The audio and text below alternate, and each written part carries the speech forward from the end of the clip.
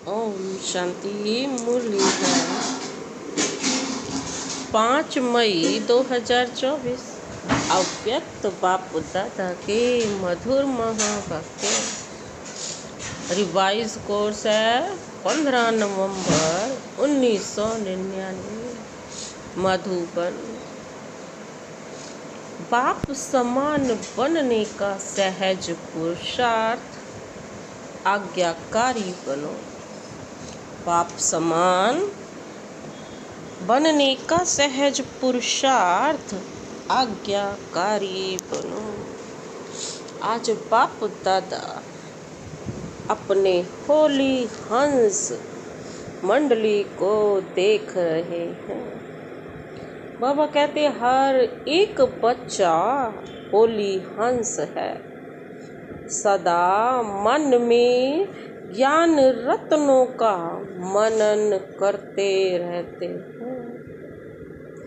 होली हंस का काम ही है व्यर्थ के कंकड़ छोड़ना और ज्ञान रत्नों का मनन करना। होली हंस का क्या काम है? व्यर्थ के कंकड़ छोड़ना और ज्ञान रत्नों का मनन करना। एक एक रतन कितना अमूल्य है। हर एक बच्चा ज्ञान रत्नों की खान बन गए हैं। ज्ञान रत्नों के खजाने से सदा भरपूर रहते हैं। हर एक बच्चा क्या बन गया है? ज्ञान रत्नों की खान। बाबा कहते ज्ञान रत्नों के खजाने से सदा भरपूर रहते हैं। क्या बन गए आज? बाबा ने कहा होली हंस। आज बाप दादा बच्चों में एक विशेष बात चेक कर रहे थे। वह क्या थी? ज्ञान व योग की सहज धारणा का सहज साधन है बाप और दादा के आज्ञाकारी बन चलना।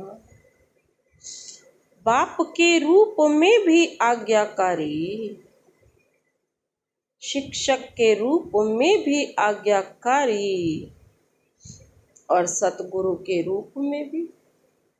बाबा कहते तीनों ही रूपों में आज्ञाकारी बनना अर्थात सहज पुरुषार्थी बनना। क्योंकि तीनों ही रूपों से बच्चों को आज्ञा मिली है। क्योंकि बाप तो एक है। तीनों रूपों में हमें डेली शिक्षाएं देते। बाप बन करके प्यार, शिक्षक बन करके पढ़ाना और सतगुरु बन करके हमें साथ ले जाने की, सदगति के मार्ग पर चलने का रास्ता बताना है। तीनों आज्ञाएं है ना। बाबा कहते तीनों रूप में बाबा की आज्ञा पर चलना।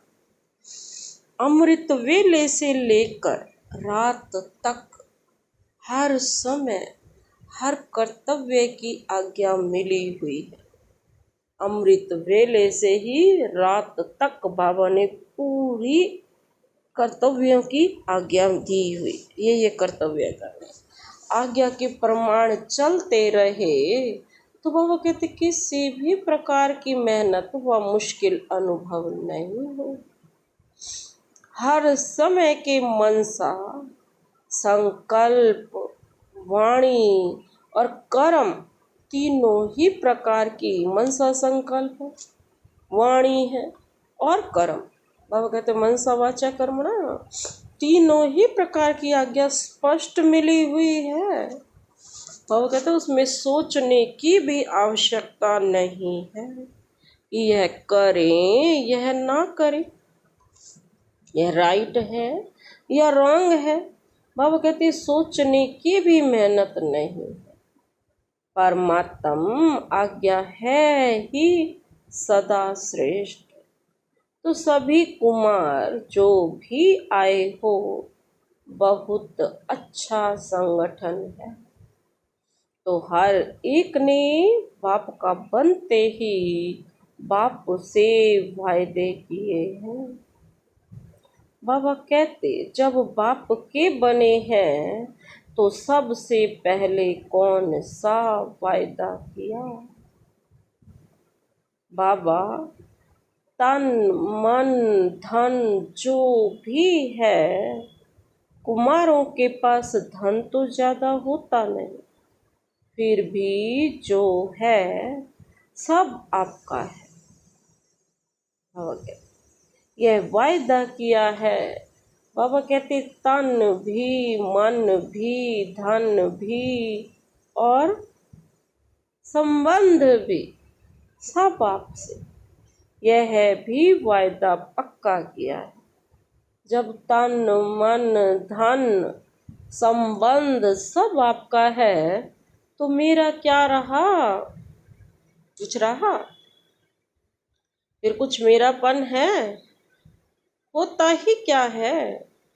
तन मन धन जन सब आपके हवाले कर लिया।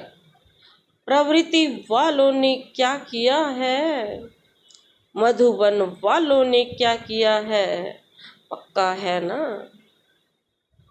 जब मन भी बाप का हुआ, मेरा मन तो नहीं है ना। फिर जब तुमने सब कुछ बाप को दे दिया, फिर बाबा कहते उसके बाद तो तुम ये तो नहीं कहते मेरा मन तो नहीं है ना, ऐसे तो नहीं कहते।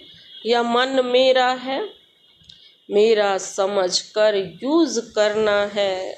जब मन बाप को दे दिया तो यह भी आपके पास अमानत है। फिर युद्ध किस में करते हो, मेरा मन परेशान है। मेरे मन में व्यर्थ संकल्प आते हैं, मेरा मन विचलित होता है। जब मेरा है नहीं, अमानत है, फिर अमानत को मेरा समझ कर यूज करना, क्या यह अमानत में खयानत नहीं है? माया के दरवाजे हैं ना, माया के दरवाजे तो हैं। बाबा कहते मैं और मेरा, यही है ना। तो कौन से दरवाजे हैं माया के? मैं और मेरा। तो तन भी आपका नहीं, बाबा कहते जब दे दिया, फिर देह अभिमान का मैं कहाँ से आया।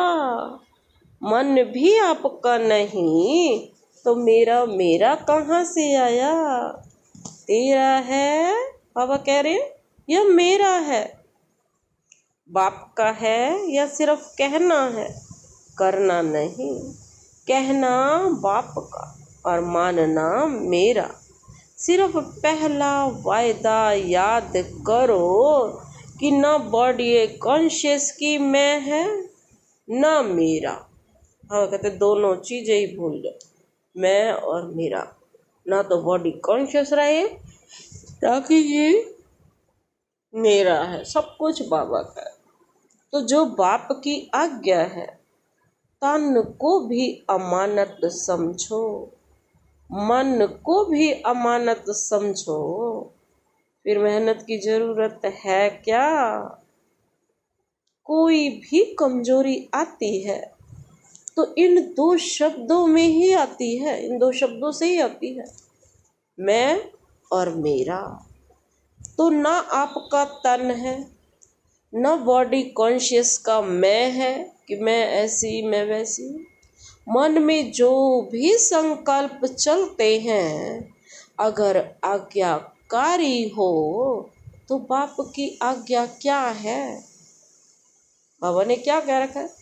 बस पॉजिटिव सोचो, शुभ भावना से संकल्प करो। फालतू संकल्प करो, यह बाप की आज्ञा है क्या? अब ऐसे कहते हैं फालतू संकल्प करो।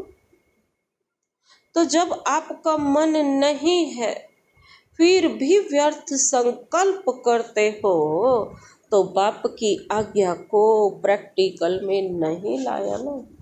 इसका मतलब तो यही है, जो बाबा ने आज्ञाएं दे रखे हैं उसको प्रैक्टिकल में ही नहीं लाए।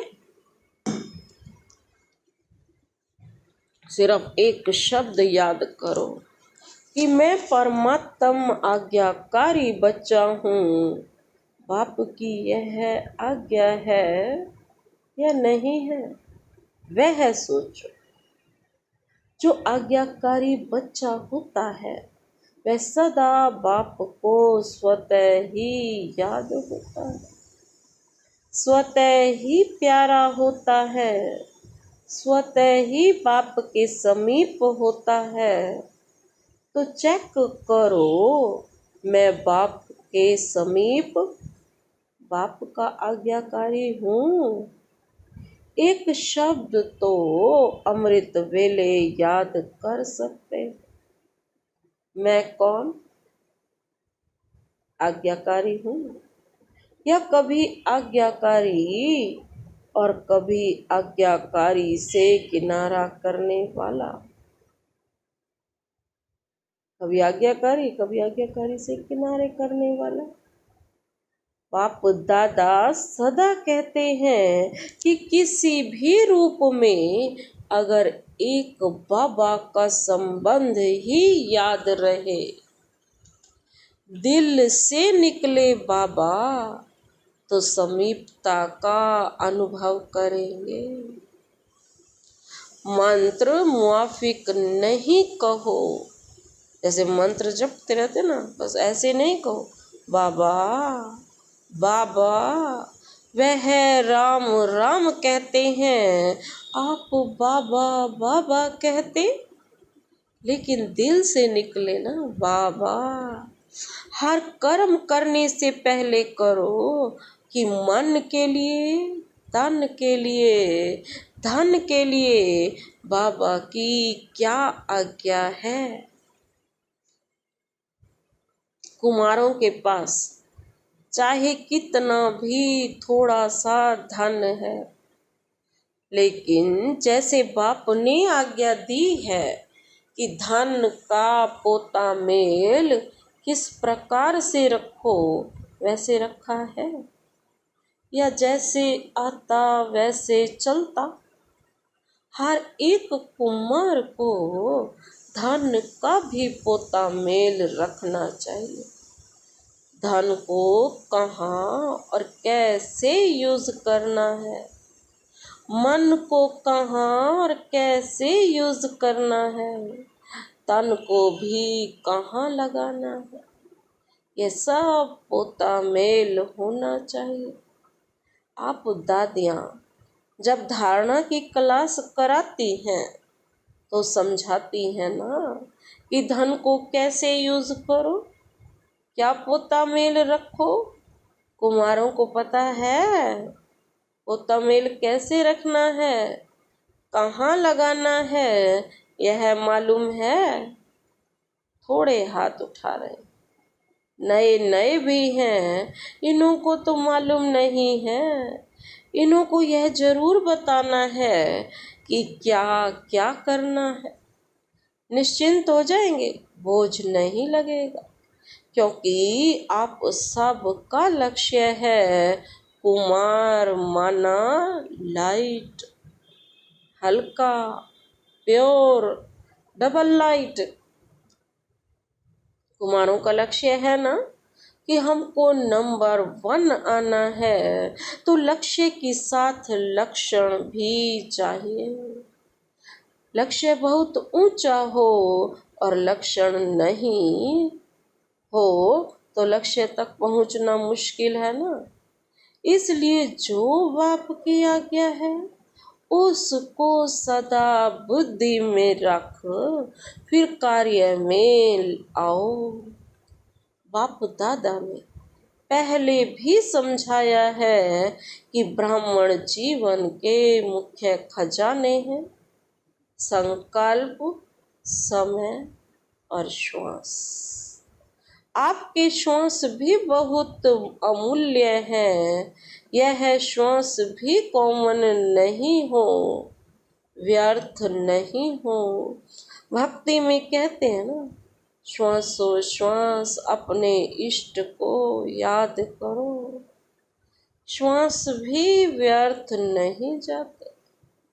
ज्ञान का खजाना शक्तियों का खजाना यह तो है ही, लेकिन मुख्य यह तीनों खजाने संकल्प, समय और श्वास आज्ञा प्रमाण सफल होते हैं, व्यर्थ तो नहीं जाते, क्योंकि व्यर्थ जाने से जमा नहीं होता और जमा का खाता इस संगम पर ही जमा करना है। चाहे सतयुग त्रेता में श्रेष्ठ पद प्राप्त करना है, चाहे द्वापर कलयुग में पूज्य पद पाना है, लेकिन दोनों का जमा इस संगम पर करना है। पर हिसाब से सोचो कि संगम समय की जीवन के छोटे से जन्म के संकल्प, समय, श्वास कितने अमूल्य है। इस संगम पर जो हमारा जीवन है, उसके संकल्प, उसका श्वास कितना अमूल्य है। इसमें अलबेले नहीं बनना, जैसे आया वैसे दिन बीत गया, दिन बिताना नहीं, लेकिन एक दिन में बहुत बहुत गवाया। जब भी कोई फालतू संकल्प, फालतू समय जाता है, तो ऐसे नहीं समझो चलो 5 मिनट गया, बचाओ। समय अनुसार देखो प्रकृति अपने कार्य में कितनी तीव्र है। कुछ न कुछ खेल दिखाती रहती है, कहाँ न कहाँ बाबा कहते खेल दिखाती रहती है। लेकिन प्रकृति पति ब्राह्मण बच्चों का खेल तो एक ही है। कौन सा खेल है? ब्राह्मण बच्चों का खेल। प्रकृति पति जो ब्राह्मण बच्चे, उड़ती कला। तो प्रकृति तो खेल दिखाती, लेकिन ब्राह्मण अपने उड़ती कला का खेल दिखा रहे हो। कोई बच्चे ने बाप दादा को उड़ीसा के समुद्री तूफान के रिजल्ट लिख कर दिए, यह हुआ, यह हुआ।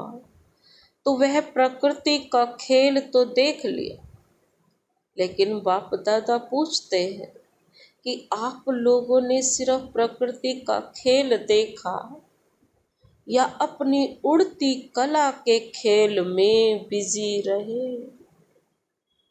बाबा कहते हैं अपने आप को चेक करते रहो, क्या इस संगम युग पर जो हमारा जीवन है, उसका मनसा वाचा कर्मणा कैसे इस्तेमाल करना है, कैसे बाबा की आज्ञा पर अपने आप को बिजी रखना है।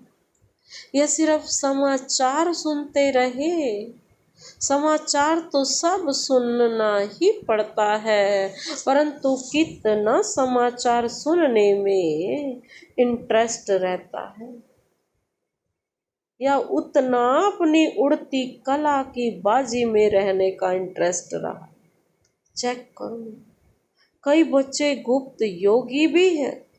ऐसे गुप्त योगी बच्चों की बाप दादा की मदद भी बहुत मिली है, और ऐसे बच्चे स्वयं भी अचल साक्षी रहे और वायुमंडल में भी समय पर सहयोग दिया। जैसे स्थूल सहयोग देने वाले, चाहे गवर्नमेंट, चाहे आसपास के लोग सहयोग देने के लिए तैयार हो जाते हैं, ऐसे ब्राह्मण आत्माओं ने भी अपना सहयोग, शक्ति, शांति देने का, सुख देने का जो ईश्वरीय श्रेष्ठ कार्य है ना, वह किया। जैसे वह गवर्नमेंट ने यह किया, फलाने देश ने यह किया, बाबा कहते फौरन ही अनाउंसमेंट करने लग जाते हैं। तो बाप दादा पूछते हैं, आप ब्राह्मणों ने भी अपना यह कार्य किया? आपको भी तो अलर्ट होना चाहिए। स्थूल सहयोग देना यह भी आवश्यक होता है, इसमें बाप दादा मना नहीं करते। लेकिन जो ब्राह्मण आत्माओं का विशेष कर्तव्य कार्य है, जो और कोई सहयोग नहीं दे सकता, ऐसा सहयोग अलर्ट होके आपने दिया। देना है ना। सिर्फ उन्हों को वस्त्र चाहिए, अनाज नहीं। उनको वस्त्र चाहिए, अनाज चाहिए, लेकिन पहले तो मन में शांति चाहिए। सामना करने की शक्ति चाहिए। बाबा कहते ये दोनों चीजें चाहिए।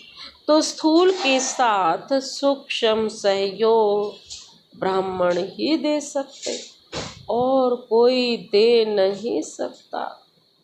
तो यह कुछ भी नहीं है। बाबा कहते हैं ये जो उड़ीसा में हुआ है, ये तो रिहर्सल है, रियल तो आने वाला है। उनकी रिहर्सल आपको भी बाप व समय करा रहा है। तो जो शक्तियाँ, जो खजाने आपके पास हैं, उसको समय पर यूज करना आता है। बाबा पूछ रहे हैं कुमार क्या करेंगे? शक्तियाँ क्या है? शांति जमा है, यूज करना आता है। हाथ तो बहुत अच्छा उठाते हैं, अभी प्रैक्टिकल में दिखाना, साक्षी होकर देखना भी है, सुनना भी है और सहयोग देना भी है। बाबा कहते आखिरीन रियल जब पार्ट बजेगा, उसमें साक्षी और निर्भय होकर देखें भी और पार्ट भी बजाएं। कौन सा पार्ट? दाता के बच्चे दाता बन जो आत्माओं को चाहिए वह देते रहे। पिछले संडे की मुरली थी ना, दाता बन के, दाता बन जाओ, दाता के बच्चे दाता बन। हर आत्मा को कुछ न कुछ देते रहो। बाबा तो कहते सब कुछ दे दो।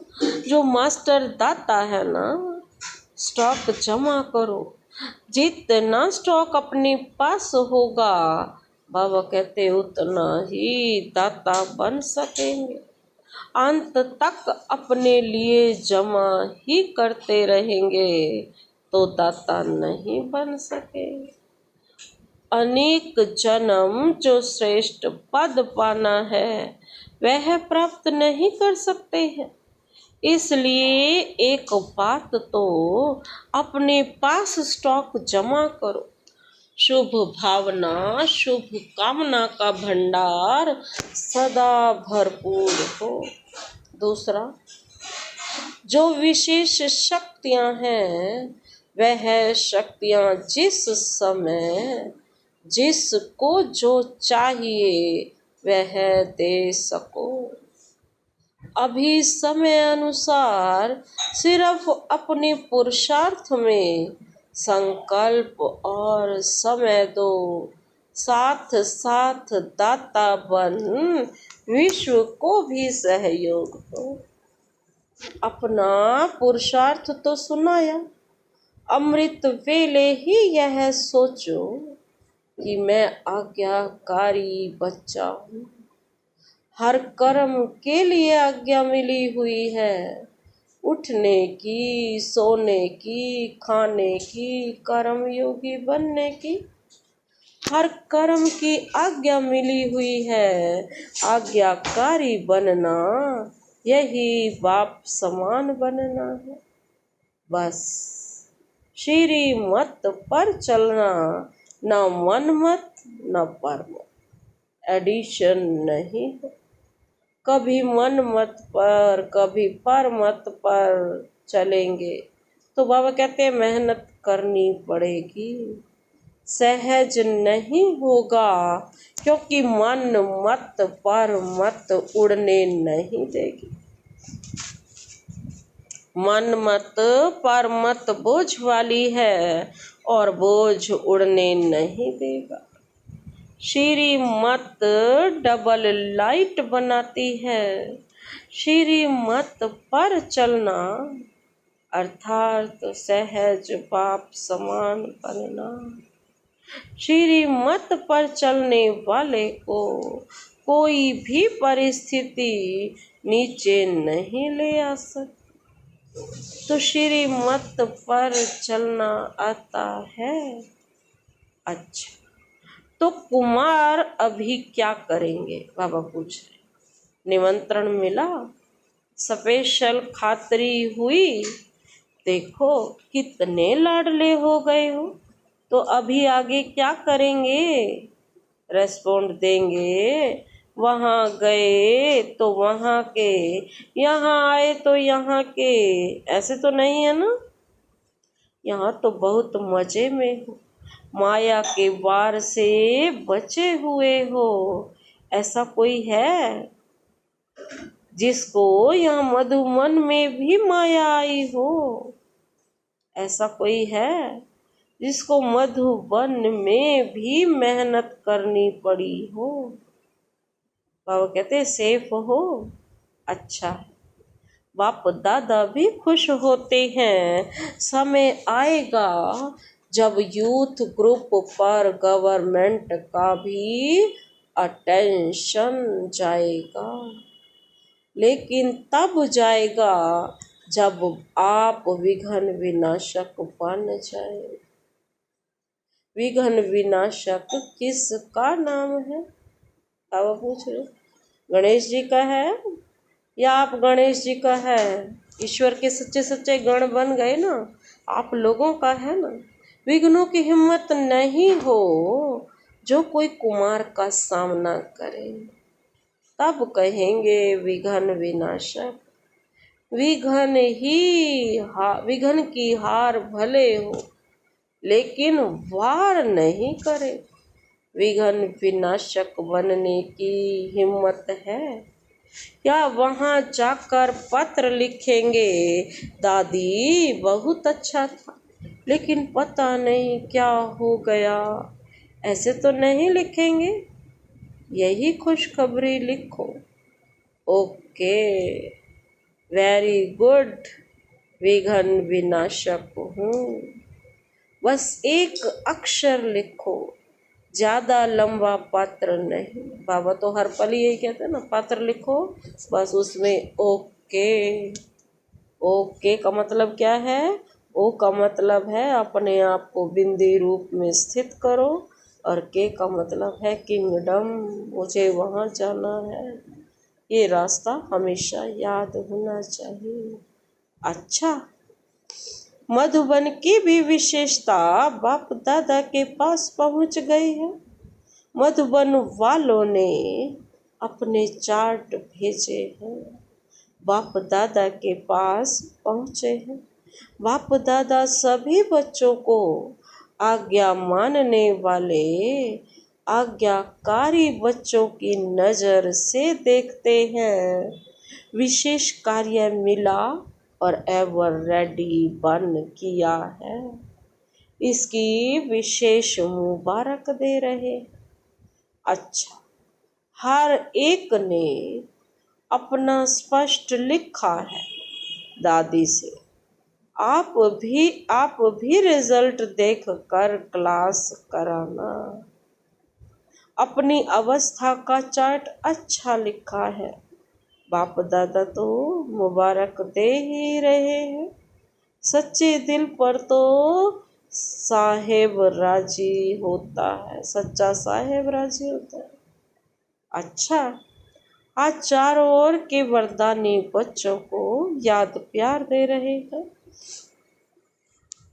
चारों ओर के बाप दादा के आज्ञाकारी बच्चों को सदा विघ्न विनाशक बच्चों को, सदा श्रीमत पर सहज चलने वाले, मेहनत से मुक्त रहने वाले, सदा मौज में उड़ने और उड़ाने वाले, सर्व खजानों के भंडार से भरपूर रहने वाले, ऐसे बाप के समीप और समान रहने वाले बच्चों को बहुत बहुत याद, प्यार और नमस्ते।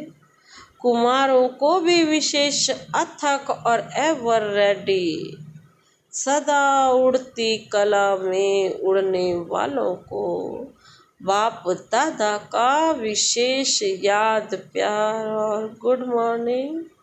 हम रूहानी बच्चों की रूहानी बाप दादा को नमस्ते नमस्ते नमस्ते, गुड मॉर्निंग। शुक्रिया बाबा, शुक्रिया।